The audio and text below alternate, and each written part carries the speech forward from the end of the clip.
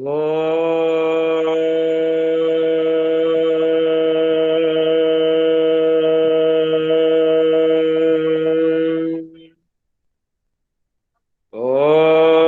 भूर्भुवः स्वः तत्सवितुर्वरेण्यं भर्गो देवस्य धीमहि धियो यो नः प्रचोदयात्।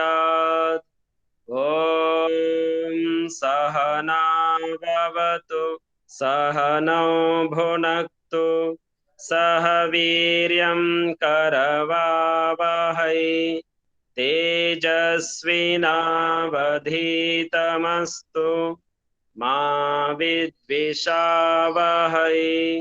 ॐ असतो मा सद्गमय तमसो मा ज्योतिर्गमय मृत्योर्मामृतङ्गमय। ॐ शान्ति शान्ति शान्तिः। सर्वेभ्यो नमो नमः। ఆత్మబంధువులారా, మనమందరం కూడా ఈరోజు ఆత్మ దర్శనం కొరకు ప్రయత్నం చేస్తున్నాము.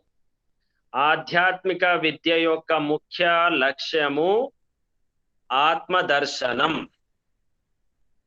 మనల్ని మనం పరిచయం చేసుకోవడం, మన గురించి మనం తెలుసుకోవడము. స్థూలం నుండి సూక్ష్మం వైపు ప్రయాణం. స్థూలం నుండి సూక్ష్మ వైపు ప్రయాణం అనేది ఉపశీర్షిక. ప్రధానమైన శీర్షిక ఏమిటి? ఆత్మ దర్శనం. ఇది అందరం స్పష్టం చేసుకోవాలి. ఈ ప్రసంగం యొక్క ముఖ్య ఉద్దేశము ఆత్మ దర్శనం. ఆత్మ దర్శనము, దీనికి ఉపశీర్షిక స్థూలం నుండి సూక్ష్మం వైపు ప్రయాణం. అయితే ఎప్పటి వరకైతే మనకు స్థూలము అర్థము కాదో అంతవరకు మనం లోపలికి, సూక్ష్మం లోపలికి వెళ్ళలేము. స్థూలం తెలుసుకోవాల్సి ఉంటుంది. స్థూలం అంటే ఏమిటి? కంటికి కనిపించే, చెవులకు వినిపించే, నాసికకు వాసన వచ్చేటివి, నాలుకకు రుచి, అలాగే శరీరానికి స్పర్శ, శబ్ద స్పర్శ రూపరస గంధాలు ఏవైతే స్థూలంగా ఉన్నాయో వీటిని మనం పూర్తిగా అర్థం చేసుకునే ప్రయత్నం చేయాలి. మనము ఒకటొకటి అర్థం చేసుకుంటూ ఆచరిస్తూ ముందుకు వెళ్ళాల్సిన అవసరం ఉంది. ఇప్పుడు మనము ఒక ఉదాహరణగా తీసుకుందాం. చెట్టు ఉంది. ఆ చెట్టుకున్నటువంటి ఫలము ద్వారా ఆ చెట్టు ఏమిటో అనేది మనకు తెలుస్తుంది. ఆ చెట్టుకున్నటువంటి కొమ్మలు ఏవైతే ఉన్నాయో, కనిపించేటువంటి ఆకులు, కొమ్మలు, ఆ బాహ్య రూపం ఏదైతే ఉంటుందో, బాహ్య రూపాన్ని, స్థూల రూపాన్ని చూసిన తర్వాత మనకు ఆ స్థూల రూపం వెనుకల ఉన్నటువంటి సూక్ష్మంలోకి వెళ్ళడానికి అవకాశం ఉంటుంది. బీజము వ్యక్తం కావాలి. భూమి లోపల ఉన్నటువంటి బీజము, విత్తనము ఏదైతే ఉందో ఆ బీజము వ్యక్తం కావాలి. వ్యక్తం కావడానికి కావలసినటువంటి సాధనాలు భూమి, నీరు, తగినటువంటి ఎరువు అలా వేసినప్పుడు అది ఆ విత్తనం నుండి బయటికి వచ్చి మహావృక్షంగా మారిన తర్వాత ఆ మహావృక్షానికి ఉన్నటువంటి ఫలాలను చూస్తే అప్పుడు మనకు అవగతం అవుతుంది. ఈ విత్తనం ఇది, దీనికి సంబంధించినటువంటి చెట్టు. చాలాసార్లు మనం గమనిస్తుంటాం, చూస్తుంటాము, చెట్లను గమనిస్తుంటాము, చూస్తుంటాం. ఆకులు సమానంగా ఉంటాయి, కొమ్మలు సమానంగా ఉంటాయి, దూరం నుంచి చూస్తే చెట్లని సమానంగా ఉంటాయి. కానీ ఎప్పుడైతే పండు ఆ చెట్టుకు వస్తుందో ఆ పండుతోనే మనకు అర్థమవుతుంది ఇది దీనికి సంబంధించినటువంటి వృక్షము. అలాగే మనం ఆత్మగా ఉన్నాము. అయితే ఆత్మ వ్యక్తం కావడానికి అవసరం ఉంది. అదేమిటి? శరీరం. మరి ఈ స్థూల శరీరం గురించి మనం ఎప్పటి వరకు అయితే పూర్తిగా అర్థం చేసుకుంటూ ఆచరిస్తూ దీని ద్వారా విషయాన్ని అవగాహన చేసుకుంటూ ముందుకు వెళ్తేనే మనకు ఆత్మ దర్శనం అవుతుంది. ఉపనిషత్తులో శాస్త్రాల్లో ఈ కనిపించే శరీరంను కూడా ఆత్మ అన్నారు. ఈ కనిపించే శరీరం ఏదైతే ఉందో దీన్ని కూడా ఆత్మ అన్నారు. స్థూల రూపముల ఆత్మ. ఏ విధంగా అయితే శబ్ద స్పర్శ రూపరస గంధాలు తన్మాత్రలు కనిపించకుండా ఉన్నాయి, కానీ బాహ్య రూపంలో స్థూలంగా మాత్రం అది మనకు తెలుస్తోంది. అలాగే సూక్ష్మంగా ఉన్నటువంటి ఆకాశము, వాయువు, అగ్ని, జల, పృథ్వీ తత్వాలు సూక్ష్మము. కానీ ఆ తత్వాలలో ఉన్నటువంటి గుణాలను తీసుకొని ఒక ఆకారంగా వచ్చినటువంటి ఆకాశము, వాయువు తెలుస్తుంది, ఆకాశము తెలుస్తుంది, అగ్ని, జలము, పృథ్వీ ఇవి మనకు రూపంలో కనిపిస్తున్నాయి. ఈ విధంగా సూక్ష్మము స్థూలం, స్థూలముతోని సూక్ష్మంగా ఉన్న దానిని మనం తెలుసుకోవడానికి అవకాశం ఉంటుంది. అయితే యథా పిండే తథా బ్రహ్మాండే, బ్రహ్మాండం అర్థం కావాలి అంటే ముందుగా ఈ కనిపించేటువంటి పిండం ఏదైతే శరీరం ఉందో ఇది మనకు పూర్తిగా తెలిసి ఉండాలి, అవగాహనలోకి రావాలి. బ్రహ్మాండం గురించి తెలుసుకోవాలి అంటే అది సూక్ష్మమైనటువంటి విద్య. మరి ఆ బ్రహ్మాండము ఏ విధంగా నిర్మాణమైంది అనే విషయం పూర్తి అవగాహన రావాలి అంటే ముందుగా మన అవగాహనలో ఉన్నటువంటి విషయం ఏంటిది? శరీరము. ఈ కనిపించే శరీరం యొక్క నిర్మాణం ఏ విధంగా అయింది అనేది మనము బాగా పరిశీలించాలి. ఈ కనిపించేటువంటి శరీరము ఏ విధంగా నిర్మాణం జరిగింది, ఏ అణువు నుంచి నిర్మాణమైంది, ఏ పరమాణువు నుంచి నిర్మాణమైంది, మూలంలో ఈ కనిపించేటువంటి మహావృక్షము యొక్క విత్తనం ఏ విధంగా అయితే తెలుసుకునే ప్రయత్నం చేస్తామో అదే విధంగా ఈ శరీరము యొక్క నిర్మాణానికి విత్తనంగా, బీజంగా ఉన్నటువంటి ఆ పదార్థాన్ని మనం అర్థం చేసుకునే ప్రయత్నం చేయాలి. అయితే ఆ అర్థం కావాలి అంటే ముందు ఈ కనిపించే శరీరం అయితే మనకు అర్థమై ఉండాలి. ఎప్పుడైతే ఈ శరీరాన్ని పూర్తిగా అర్థం చేసుకుంటామో అప్పుడు బ్రహ్మాండం యొక్క నిర్మాణాన్ని అర్థం చేసుకోవడానికి అవకాశం ఉంటుంది. అందుకే ఏమన్నారు అంటే ఉపనిషత్తుకారులు, శాస్త్రకారులు యథా పిండే తథా బ్రహ్మాండే, ఏ విధంగా అయితే ఈ పిండంలో నిర్మాణం జరిగిందో, ఏ విధంగా అయితే ఈ పిండంలో ఈ శరీరంలో ఉందో నిర్మాణ ప్రక్రియ ఉందో ఇది పూర్తిగా ఇదొక పెద్ద విద్య, ఇది గొప్ప విద్య. మొత్తం బ్రహ్మాండం అంతా మన శరీరంలో ఉంది. శరీర నిర్మాణాన్ని ఎప్పుడైతే మనం అవగాహన చేసుకుంటామో, అర్థం చేసుకుంటామో, ఇందులో ఉన్నటువంటి ఒక్కొక్క అణువుని, ఒక్కొక్క అవయవాన్ని, ఆ అవయవం వెనుకల ఉన్నటువంటి పదార్థాలను తెలుసుకునే ప్రయత్నం చేసుకున్నప్పుడు బ్రహ్మాండం అర్థమవుతుంది. శరీరంలో ఉన్నటువంటి నాడి వ్యవస్థ, శరీరంలో ఉన్నటువంటి ఆ రక్త ప్రసరణ, ఒక్కొక్క అవయవంలో కంటిలో ఉన్నటువంటి ఆ నరాల యొక్క రచన, ఇలా ప్రేగుల యొక్క రచన, మన లోపల ఉన్నటువంటి ప్రతి అవయవం యొక్క రచన, మన శరీరంలో ఉన్నటువంటి బయటికి కనిపించేటువంటి గోర్లు, వెంట్రుకలు, ఇది ప్రతిది కూడా ఎప్పుడైతే మనం ఆలోచించడం ప్రారంభం చేస్తామో అప్పుడు మనకు లోపలికి ప్రవేశించడానికి అవకాశం ఉంటుంది. అందుకే దీనికి శీర్షిక పెట్టడం జరిగింది, స్థూలం నుండి సూక్ష్మం వైపు ప్రయాణమే. అందుకరకే ఏమంటారు, సూక్ష్మంలో మోక్షం. మోక్షం లభించాలి అంటే సూక్ష్మం అర్థమవుతుంది, లభిస్తుంది. మరి సూక్ష్మం అర్థం కావాలి అంటే ముందు స్థూలం అర్థం కావాలి. స్థూలం అర్థం చేసుకోకుండా సూక్ష్మాన్ని పూర్తిగా అర్థం చేసుకోలేము, సూక్ష్మాన్ని అర్థం చేసుకోకుండా మోక్షం లభించదు. ఏంటిది స్థూలం? శరీరం. సూక్ష్మం ఏంటిది? ఆత్మ. మోక్షం ఏంటిది? పరమాత్మ. అయితే మనకు ఈ శరీరం యొక్క ప్రక్రియను తెలుసుకునే ప్రయత్నం చేయాలి. అందులో మనం ప్రతిరోజు అద్దంలో మన ముఖం చూసుకుంటాం. అద్దంలో ముఖం చూసుకొని మనల్ని మనము తెలుసుకునే ప్రయత్నం చేస్తాం. నా ముఖము, నా ముక్కు, నా చెవులు, నా పెదవులు, ఇలా అలంకరణ కొరకు వెంట్రుకలు సరిగ్గా లేకపోతే వెంట్రుకలు సరిగ్గా వేసుకోవడము, ఇలా ఆభరణాలతో మిగతా రకరకాల సౌందర్య సాధనాలతో ఈ ముఖానికి మేకప్ చేయడానికి ప్రయత్నం చేస్తుంటారు. ఎందుకు? అందంగా కనిపించాలి. అద్దంలో చూసుకుంటూ చాలా మంది బాడీ బిల్డర్స్ ఉంటారు, వ్యాయామం చేసేవారు ఉంటారు, సుందరంగా పుష్టికరంగా బలంగా తయారు చేసుకున్నటువంటి శరీరాన్ని చూసుకుంటూ అద్దంలో మురిసిపోతూ ఉంటారు. ఇది బాహ్య సౌందర్యము. ఈ బాహ్య సౌందర్యం ద్వారా ఏ విధంగా అయితే మనకు తృప్తి ఉంటుందో, బాహ్య సౌందర్యం ద్వారా ఏ విధంగా అయితే ఆనందం కలుగుతుందో, బాహ్య సౌందర్యం ద్వారా మనకు ఒక రకమైనటువంటి ఉల్లాసం వస్తుందో, ఈ స్థూలంగా ఉన్నటువంటి సుందరత, సౌందర్యము, అందము దీనిని చూస్తే మనకు ఇంత తృప్తి కలుగుతుంది. మరి ఇంకా లోపలికి ప్రవేశిస్తే ఇంకా ఎంత సౌందర్యం ఉంటుండొచ్చు. మనం అప్పుడే వెంటనే ఒక అవగాహనకు రావాలి. మన లోపలికి అటువంటి తత్వం ఏర్పడాలి. అప్పుడే మనము ఆధ్యాత్మికంగా ముందుకు వెళ్తాం. ఎవరైతే ఈ స్థూలంగా ఉన్నటువంటి శరీర సౌందర్యం దగ్గరనే ఆగిపోతారో వారు భౌతిక సుఖాల పట్ల మోహితులై ఇక్కడే ఉండిపోతారు. ఎవరైతే ఈ శరీర సౌందర్యం ఇంత అందంగా ఉన్నప్పుడు, దీని ద్వారానే ఇంత తృప్తి కలుగుతున్నప్పుడు నేను ఇంకా లోపలికి ప్రవేశిస్తే ఇంకెంత తృప్తి కలుగుతుండొచ్చు అనేటువంటి అనుభూతి ఎవరికైతే వచ్చి ప్రయత్నం చేస్తారో వారే ఆధ్యాత్మిక వేత్తలు, వారే ఆధ్యాత్మికంగా ముందుకు వెళ్తున్నవారు. సముద్రం యొక్క అలజడి పైన పైననే ఉంటుంది.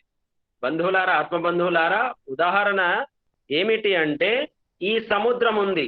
సముద్రంలో ఏవైతే అలలు ఉన్నాయో, అలజడి ఉందో అది దేనిపైన ఉంది? పైన పైననే ఉంది. పైన కనిపించేటువంటి దానిపైననే అలజడి ఉంటుంది. కానీ మనము ఈ పైన కనిపించేటువంటి అలజడిని, అలలను చూస్తూ, పైన పైనటువంటి పొరను చూస్తూ, నీటి యొక్క స్థాయిని చూస్తూ ఇంత అందం అనిపిస్తుంది, ఆనందం అనిపిస్తుంది.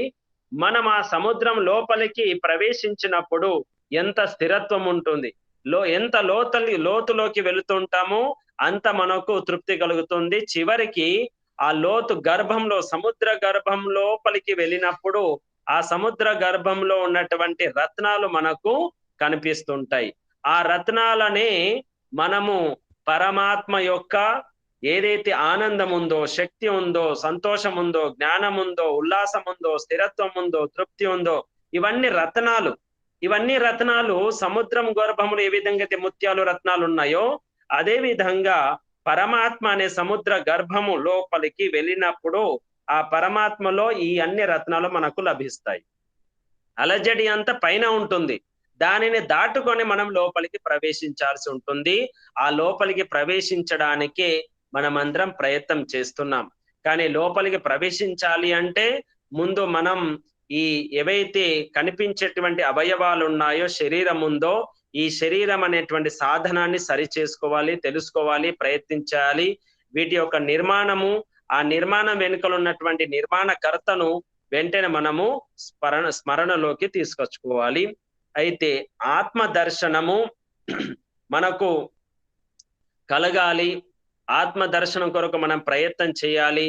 మరి ఎంతవరకు మనము ఆత్మ దర్శనం కొరకు స్థిరంగా ఉండగలుగుతాం, మనల్ని మనం స్థిరం చేసుకోగలుగుతున్నాం? అద్దం ముందు నిలబడి మనం ప్రయత్నం చేస్తాము, చూస్తుంటాము. చూస్తున్నంతసేపు స్థిరంగా అద్దము కదలకుండా ఉన్నటువంటి అద్దంలో మన ముఖాన్ని చూస్తున్నప్పుడు ఏ విధంగా అయితే ఆనందం కలుగుతుందో అదే విధంగా మరి ఆ స్థిరత్వం కొరకు మనం ఏం ప్రయత్నం చేస్తున్నాం? ఈ స్థూలమైనటువంటి విషయాలను స్థిరం చేసుకోవడానికి ఏం ప్రయత్నం చేస్తున్నాం? ఏమిటి? మనకున్నటువంటి ఈ శరీరము, మన ఈ శరీరాన్ని సరి చేసుకోవడానికి ఉన్నటువంటి దినచర్య, ఉదయం నుంచి రాత్రి వరకు పడుకునే వరకు మన దినచర్య ఏ విధంగా ఉంది, ఏ పద్ధతిలో ఉంది, ఏ అనుశాసనం ఉంది, క్రమశిక్షణ ఉంది, ఈ విషయాన్ని తెలుసుకునే ప్రయత్నం చేయాలి. ఎప్పటి వరకు ఈ స్థూలమైన విషయాలను సరి చేసుకోము.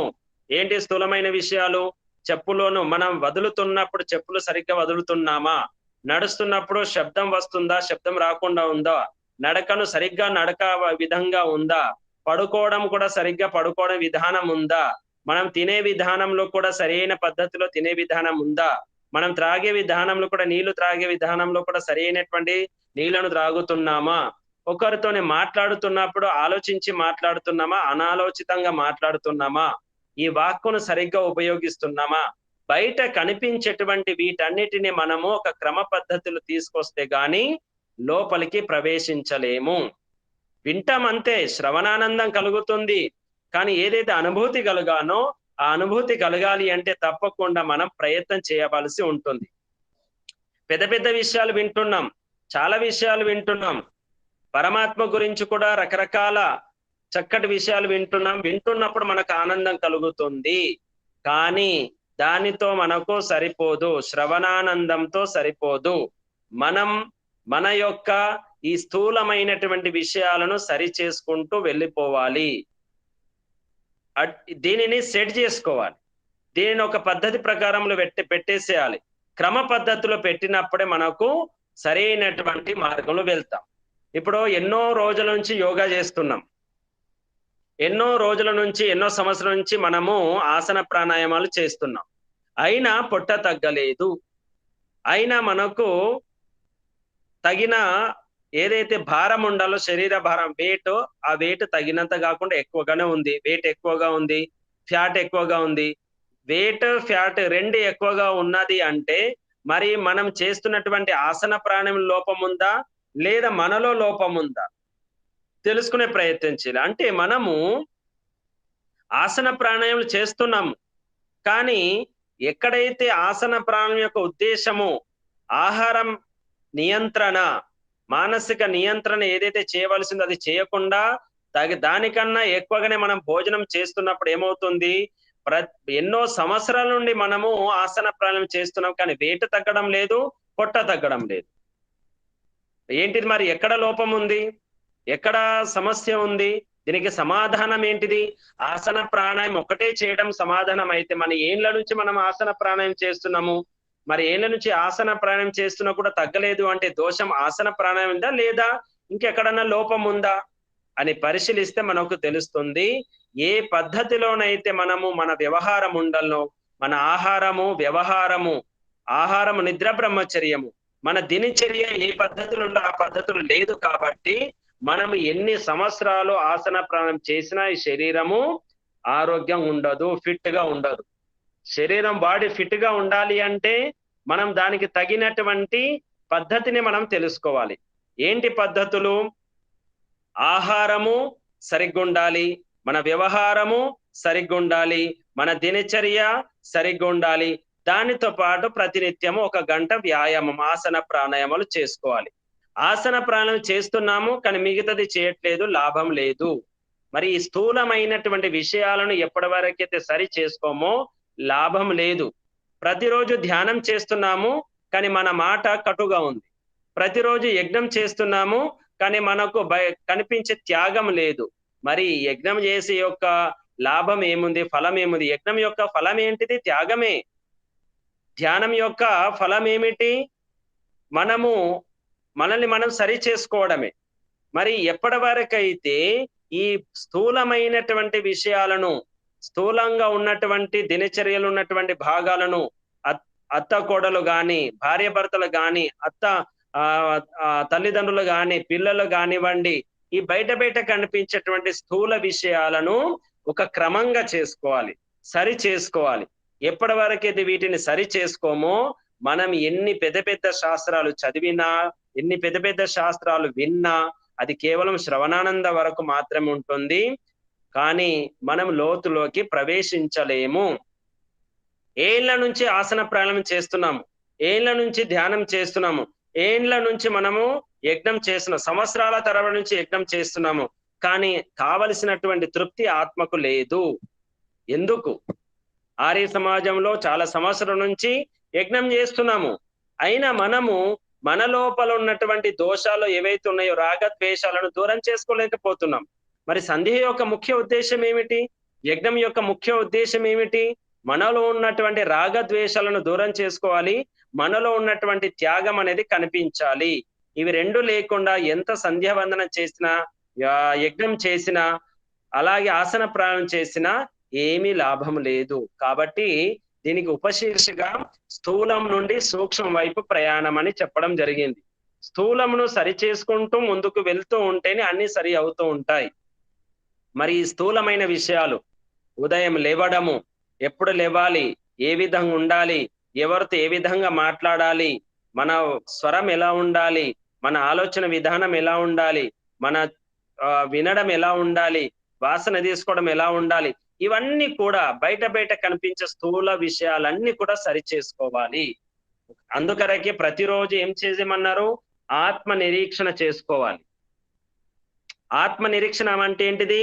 మనం స్థూలంగా ఉన్నటువంటి దినచర్యలో భాగంగా ఉదయం లేచినప్పటి నుంచి మన జాగరణ నుండి శయనం వరకు మనం చేసినటువంటి ప్రతిదాన్ని కూడా మనస వాచ కర్మణ చేసినటువంటి క్రియలను మనం గమనించుకోవాలి. ఈ స్థూలమైన విషయాలు మనం అవగాహన తెచ్చుకోవాలి. అప్పుడే మనం ముందుకు వెళ్ళగలుగుతాం. ఆ ముందుకు వెళ్ళడానికి ఇవన్నీ ఉపయోగపడతాయి. అద్దం ముందు నిలబడి బాహ్య సౌందర్యాన్ని చూసుకుంటూ మురిసిపోతుంటాం. మరి అద్దం ముందు నిలబడి ఉన్నప్పుడు మన ముఖం మనకు కనిపించాలి అంటే అద్దం కదులుతుంటే కనిపిస్తుందా, కదలకుండా ఉంటే కనిపిస్తుందా? అద్దం పైన ఉన్నటువంటి ఆ అద్దం పైన దుమ్ము ఉంటే మన ముఖం కనిపిస్తుందా, దుమ్ము లేకపోతే శుద్ధంగా ఉంటే కనిపిస్తుందా? అద్దం పైన పొర ఉంటే కనిపిస్తుందా, అద్దం పైన పరద లేకుండా కనిపిస్తుందా మన ముఖము? ఇలా ఏ విధంగా అయితే ఉదాహరణతోని మనము చేసే ప్రతిక్రియ దాని వెనుకాల ఉన్నటువంటి ఉద్దేశాన్ని అర్థం చేసుకోవాలి. అలాగే అద్దము ని మనము ఉదాహరణగా తీసుకుంటే మనల్ని మనం దర్శనం చేసుకోవాలనుకుంటే మనస్సు అద్దం లాంటిది. అద్దము శుద్ధంగా ఉండాలి, కదలకుండా ఉండాలి, స్థిరంగా ఉండాలి, దానిపైన ఎటువంటి పొరలు ఉండకూడదు, ఆవరణ ఉండకూడదు.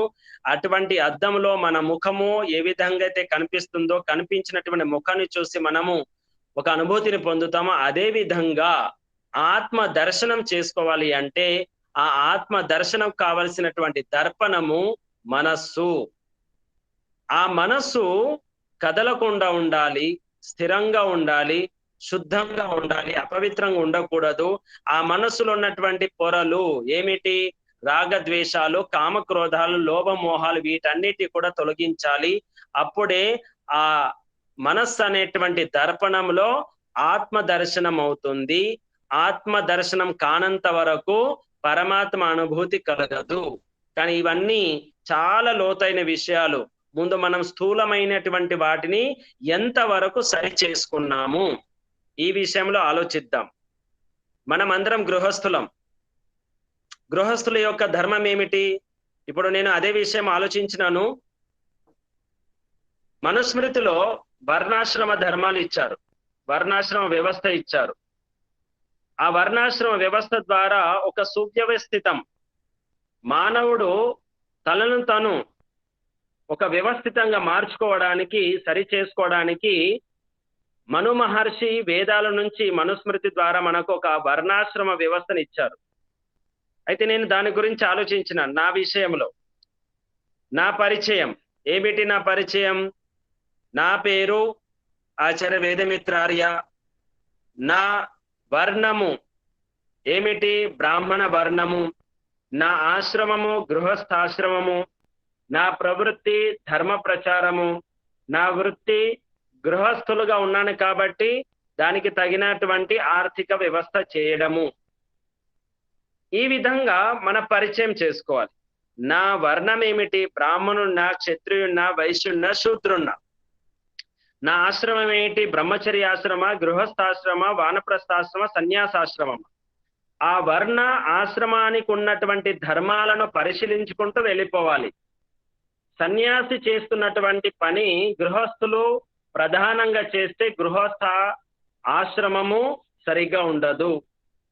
అలాగే బ్రాహ్మణ వర్ణమా, క్షత్రియ వర్ణమా, వైశ్య వర్ణమా, శూద్ర వర్ణములు ఉన్నామా? మనము ఒకవేళ క్షత్రియ వర్ణంలో ఉంటూ బ్రాహ్మణ వర్ణంలో ఉన్నటువంటి ప్రధానమైన ధర్మాలను చేద్దాము అంటే అది సరి అయిన పద్ధతి కాదు. అందుకే ఎవరి పద్ధతులను వారికి ఇచ్చారు. ఒక కంపెనీ సరిగ్గా నడవాలి, ఒక వ్యవస్థ సరిగ్గా నడవాలి అంటే వాచ్మెన్ నుండి మొదలుకొని పైన ఉన్నటువంటి మేనేజర్ వరకు, యజమాని వరకు ఒక పద్ధతి ఉంటుంది. వాచ్మెన్ నుండి ద్వారపాలకుని మొదలుకొని, వాచ్మెన్ నుండి మొదలుకొని యజమాని వరకు ఎవరి పద్ధతులు వారివి, ఎవరి స్థానం వారిది, ఎవరి పని వారిది, ఎవరి విధానం వారిది ఉంటుంది.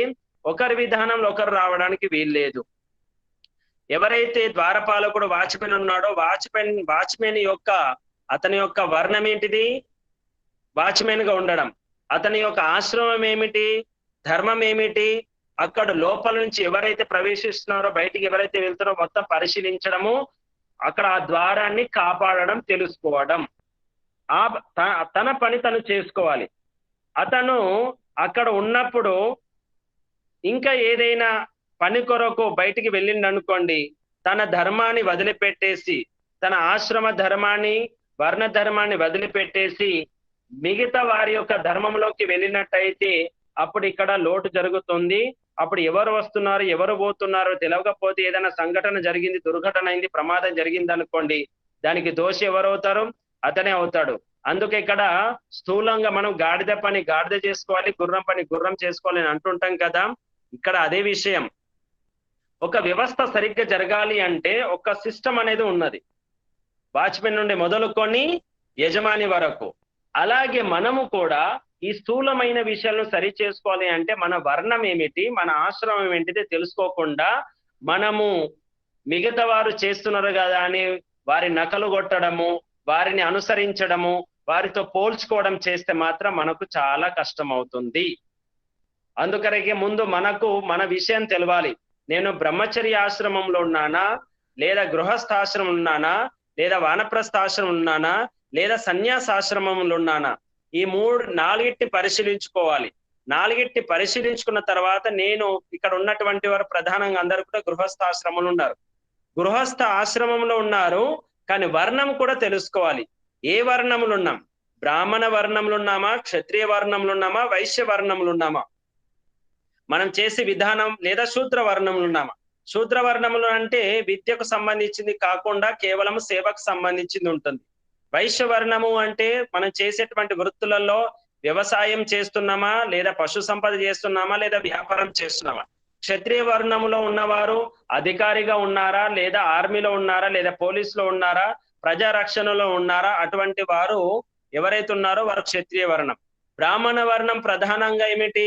అధ్యాపనంలో అధ్యాపకులుగా ఉన్నారా, అధ్యాపక ఉద్యోగంలో ఉన్నారా, లేదా ధర్మ ప్రచారం ఉన్నారా, లేదా పురోహితులుగా ఉన్నారా, ఏ వర్ణంలో ఉన్నారు? ఈ ప్రధానమైనటువంటి ధర్మాలను మనం గమనించుకుంటూ మనము బ్రాహ్మణ వర్ణంలో ఉన్నాము అంటే మన కర్తవ్యాలు ఏంటి తెలుసుకోవాలి. ఒకవేళ క్షత్రియ వర్ణంలో ఉన్నామనుకోండి, మన ధర్మాలు ఏమిటి? మనం వైశ్య వర్ణంలో ఉన్నామనుకోండి, మన ధర్మాలు ఏంటి? శూద్ర వర్ణంలో ఉన్నామనుకోండి, మన ధర్మాలు ఏంటి? అది తెలుసుకోవాలి. బ్రహ్మచర్య ఆశ్రమం ఉన్నామనుకోండి, దాని ధర్మాలు ఏంటి? గృహస్థాశ్రమంలో దాని ధర్మాలు ఏంటి? వానప్రస్థాశ్రమంలో దాని ధర్మాలు ఏంటి? సన్యాసాశ్రమం ఈ ధర్మాలు ఏంటి? ఇవి తెలుసుకొని ఎప్పుడైతే మనము ఆచరిస్తామో అప్పుడు స్థూలమైనటువంటి వ్యవస్థ సరి అవుతుంది. ఊరికే చెప్పలేదు. ఆత్మ దర్శనము, పరమాత్మ దర్శనం చేసుకోవాలి అంటే స్థూలమైనటువంటి ఈ వర్ణాశ్రమ వ్యవస్థను ఎప్పటి వరకైతే సరి చేసుకోమో అంతవరకు మనము స్థిరంగా ఉండలేము. ఎందుకంటే మనము సంఘజీవి, సమాజంలో ఉంటున్నాం, 10 మందిలో ఉంటున్నాం. ఇప్పుడు కేవలం మనం ఇక్కడ మాట్లాడుకుంటున్నాము, ఏదో ఆధ్యాత్మిక విషయాలు నడుస్తున్నాయి, సరే మనము ఒకరి అభిప్రాయాలు ఒకరికి తెలిసినాయి, భావాలు కలిసినాయి కాబట్టి మనం సంతోషంగా ఉన్నాం. కానీ ఈ గంట కార్యక్రమం తర్వాత తిరిగి బయటికి వెళితే ఆ బయట ప్రపంచంలో ఉన్నటువంటి వ్యక్తులు ఎవరు, వారితో ఏ విధంగా వ్యవహారం చేయాలి, ఆ 10 మందిలో మనం ఉంటున్నాం, ఇవన్నీ విషయాలు స్పష్టం చేసుకోవడానికి ఈ సత్సంగంలో పాల్గొంటున్నాము. మనము మన స్థూలమైనటువంటి విషయాలను సరి చేసుకోవాలి అంటే ఒకటి వర్ణాశ్రమ వ్యవస్థను తెలుసుకోవాలి. వర్ణము, ఆశ్రమము, ఏ వర్ణములో ఉన్నాం, ఏ ఆశ్రమంలో ఉన్నాం తెలుసుకోవాలి. ఆ పనులనే ప్రధానంగా చేయాలి. మిగతా వారు చేసే పని మనం చేయకూడదు. ఒక ఇంటికి యజమాని ఇంటికి దొంగ వచ్చాడు. ఆ యజమానికి ఒకటి గాడిద ఉంది, కుక్క ఉంది. మరి దొంగ వచ్చినప్పుడు ఆ దొంగ వచ్చిండు అని తెలవాలి అంటే ఎవరు అరుస్తే తెలుస్తుంది? గాడిదే లేదా కుక్కనా? కుక్క అరుస్తేనే, కుక్క మురుగుతేనే అప్పుడు ఆ దొంగ వచ్చి ఉండొచ్చు అనే ఉద్దేశంతో యజమానికి ఏమి ఇబ్బంది కలగదు.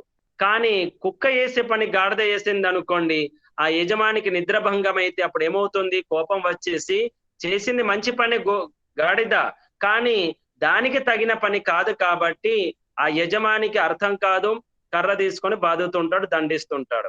ఈ ఉదాహరణతోని మనకు తెలిసిన విషయం ఏమిటి అంటే మనం ఎప్పటి వరకైతే ఆశ్రమ వ్యవస్థను, వర్ణాశ్రమ వ్యవస్థను తెలుసుకోమో అంతవరకు మనం సుఖంగా ఉండలేము, 10 మందిలో సంతోషంగా ఉండలేము. 10 మంది, ఎందుకంటే మనిషి అనేది కరెంట్ లాంటి వాడు.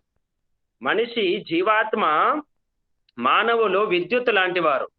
వారిని ఉపయోగించుకోవడం రావాలి, కరెంటుని ఉపయోగించుకోవడం రావాలి.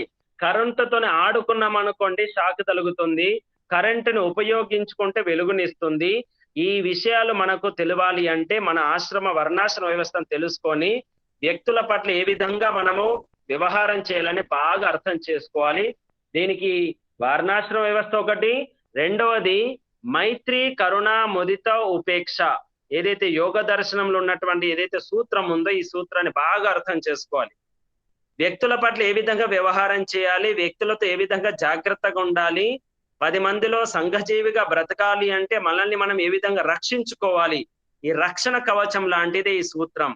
మైత్రి, కరుణ, ముదితోపేక్షాణం సుఖదుఃఖ పుణ్య విషయాణం భావనాత చిత్త ప్రసాదనం.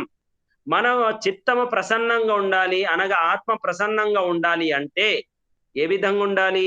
మైత్రి, కరుణ, ముదిత, ఉపేక్షతలు ఉండాలి. బాగా సుఖంగా ఉన్నారనుకోండి వారితో స్నేహం చేయాలి. బాగా దుఃఖంగా ఉన్నారనుకోండి వారిపై జాలి, దయ, సహానుభూతి, కరుణ ఉండాలి. వీలైనంత వరకు మనం సహాయం చేయవచ్చు. ఇంకొంతమంది పుణ్య కార్యాలు చేస్తున్నారు, ధర్మ కార్యాలు చేస్తున్నారు, వారికి మంచి కీర్తి ప్రతిష్ట లభిస్తుంది. వారిని చూసి మనకు ప్రసన్నత ఉండాలి. మన కొడుకు ఒకవేళ మంచి స్థానం నిలబడ్డాడు అనుకోండి, ఇప్పుడు ఒలింపిక్స్ నడుస్తున్నాయి, మన వ్యక్తి, మన తెలంగాణ వ్యక్తి ఆ దాంట్లో స్వర్ణ పథకం వచ్చిందనుకోండి, మన ఇంటి వ్యక్తిగా మనం సంతోషిస్తాం. అభిమానం అంటే ఇదే, మరి అభిమానులుగా మారుతారు కదా. మన వ్యక్తి అనుకున్నప్పుడు, మన వ్యక్తి కీర్తి ప్రతిష్టలు పొందినప్పుడు మన ఇంటి మనిషిగా మనం అతని స్వాగతిస్తాం. అదే పాకిస్తాన్ లో ఉన్నటువంటి వ్యక్తి అందులో స్వర్ణ పథకంని పొందిన అనుకోండి, ఎటువంటి ఫీలింగ్స్ ఉండవు మనకు. అంటే మనముగా చేసుకోవాలి.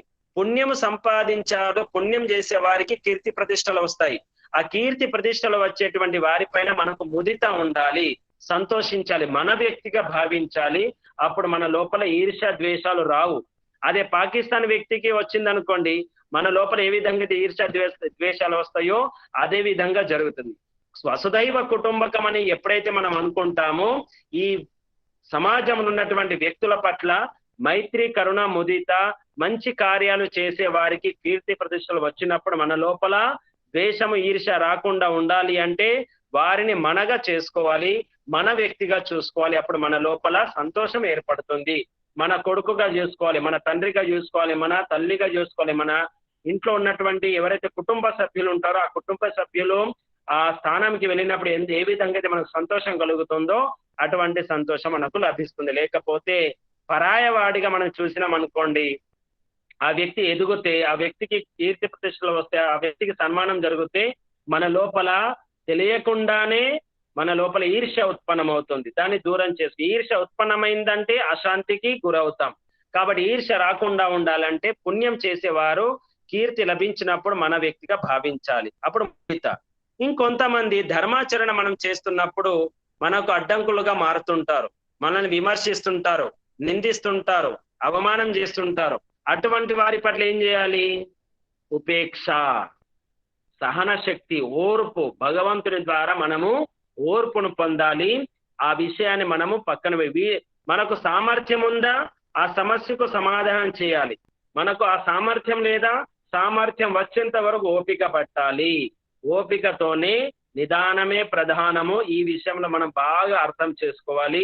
లేదా ఆ పని, ఏదైనా పని కాలేదనుకోండి, ఇప్పుడు చెప్తున్నాను మీరు వినండి. ఏదైనా పని మనకు అనుకున్నది జరగకపోతే దానికి సమాధానం 3. ఒకటి, మనలో సామర్థ్యం లేదు కాబట్టి సామర్థ్యం కొరకు ప్రయత్నం చేయాలి, సాధన చేసుకోవాలి. మహర్షి దయానంద సరస్వతి గారు అదే విధంగా చేశారు. మొట్టమొదటి ప్రచారానికి వెళ్ళినప్పుడు కుంభమేళలో ఎవరు వినరు. అప్పుడు వారు తనను పరిశీలించుకొని 3 సంవత్సరాల వరకు సాధన చేసుకొని ఎప్పుడైతే బయటికి వచ్చారో అప్పుడు ఆ సామర్థ్యంతో అందరినీ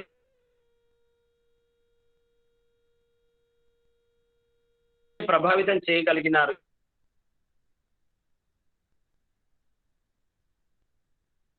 ఈ ఉదాహరణ మనకు చాలు సరిపోతుంది. కాబట్టి మనలో సామర్థ్యం లేదు కాబట్టి ఆ సమస్యకు సమాధానం లభించడే లేదు. కాబట్టి మనం ఏం చేయాలి? మౌనంగా సమాధానం అవుతుంది. సమాధానం కాలేదు అంటే మన లోపల సామర్థ్యం లేదు అని వెంటనే మనకు అర్థం కావాలి. అందుకే ఆ పనిని కొన్ని రోజుల వరకు పెండింగ్ పెట్టేసాలి. లేదు అంటే అదే విషయాన్ని మనం ఆలోచించామనుకోండి, చిత్తం ప్రసన్నంగా ఉండదు, ఆత్మ ప్రసన్నంగా ఉండదు. సంతోషంగా ఉండాలి అంటే ఈ విధంగా మనం ప్రయత్నం చేయాలి. కాబట్టి మనల్ని నిందించేవారు, అవమానపరిచేవారు, విమర్శించే వారి పట్ల మనం ఉపేక్షతను ఉండాలి. ఏమి ఆలోచించలేదు, రాగం లేదు, ద్వేషం లేదు, వారిని పట్టించుకునలేదు. మనం కొన్ని రోజులు అవన్నీ పక్కన పెట్టేసేయాలి. ఈ విధంగా మన స్థూలమైనటువంటి విషయాలను సరి చేసుకునే ప్రయత్నం చేద్దాం. స్థూలం ఎప్పటి వరకైతే సరిగాదో అప్పటి వరకు మనం సూక్ష్మంలోకి వెళ్ళలేం. పండు సరిగ్గా ఉంటేనే ఆ పండులో నుంచి వచ్చేటువంటి విత్తనం సరిగ్గా ఉంటుంది. మనం చేసేటువంటి ఏదైతే కర్మ ఉందో ఆ కర్మకు సరి అయినటువంటి ఫలం రావాలి, ఆ ఫలం నుంచి సరైనటువంటి విత్తనం వస్తుంది. ఏదైనా విత్తనం రావాలి అంటే పండు సరిగ్గా ఉండాలి, పండు సరిగ్గా ఉండాలి అంటే దానికి తగినటువంటి వృక్షం సరిగ్గా ఉండాలి. ఇలా ఇది ఒక చక్రం లాంటిది. విత్తనము, చెట్టు, పండు, తర్వాత విత్తనం, ఇది ఒక చక్రం లాంటిది. ఈ జన్మ మరణాల చక్రము, ఈ చక్రం కొనసాగుతుంటుంది. మోక్షము, మళ్ళీ జీవనము, మరణము, మోక్షము, జీవనము, మరణము, ఈ చక్రం కొనసాగుతూ ఉంటుంది. ఇది ఏది ముందు ఏది వెనకాలని చెప్పడానికి వీల్లేదు. మన ప్రయత్నం అంతా ఒకటే ఉండాలి. ప్రజెంట్ లో ఉండాలి, వర్తమానంలో ఉండాలి. వర్తమానంలో మనం మన స్థూలమైన విషయాలను సరి చేసుకుంటూ ఈ క్షణంలో నేను ఆనందంగా ఉన్నానా, నా చుట్టుపక్కల వారు నాతో పాటు ఆనందంగా ఉన్నారా, నేను నిర్భయంగా ఉండాలి, అభయంగా ఉండాలి. నిర్భయత్వం కొరకు, అభయత్వం కొరకు మనం ప్రయత్నం చేస్తుండాలి. నాకు ఎవరంటే భయం ఉండకూడదు, అలాగే నేనంటే ఎవరికి భయం ఉండకూడదు. ఇది ఎప్పుడు కుదురుతుంది? ఎప్పుడైతే మనము ఈ విషయంలో బాగా పరిశీలిస్తాం అప్పుడు కుదురుతుంది. మరి ఇవన్నీ విషయాలు అర్థం కావాలి అంటే ప్రధానంగా మనం 2 విషయాలను ముఖ్యంగా చేయాలి. ఒకటి స్వాధ్యాయము, రెండవది సత్సంగము. స్వాధ్యాయము, సత్సంగం ద్వారానే నిర్మాణం జరుగుతుంది. ఇవి 2 వదిలిపెట్టకుండా నిరంతరం కొనసాగిస్తూ ఉందాం. మనం సమాజంలో బ్రతుకుతున్నాం, 10 మందిలో ఉంటున్నాం.